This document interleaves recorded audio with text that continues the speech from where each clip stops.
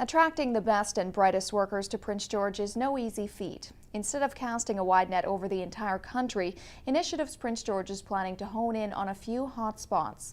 It has commissioned a new study to find communities with similar economic structures to Prince George, where people are skilled and willing to move. It's another day at the office for Vince Heinmark, except this one is far from home in Kamloops. You have to go where the work is. I mean, quite often Calgary is where you head off for winter because construction shuts down elsewhere, but this year we found something in Prince George.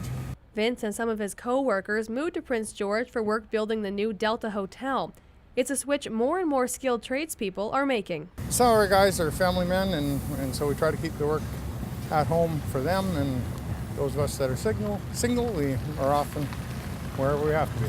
Demand for people like Vince is on the rise in the city. That's why IPG has commissioned a cross-Canada study to find communities with skilled labor. People in those other communities may be underemployed, so that we can be strategic and target our recruitment efforts and work with business to go to those communities and get the people that we need. The need is great. By 2020, Initiatives Prince George estimates there will be 350,000 unfilled positions in BC. Even now, companies are stretched thin. The good ones are working, and the schools are not producing enough skilled tradespeople to keep up with the workload. The study will pinpoint about 8 communities with similar economic structures as Prince George.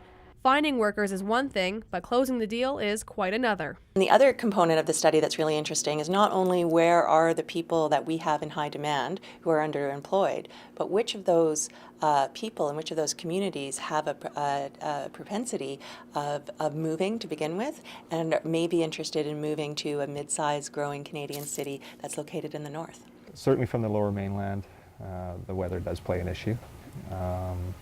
They're very spoiled, and we are not.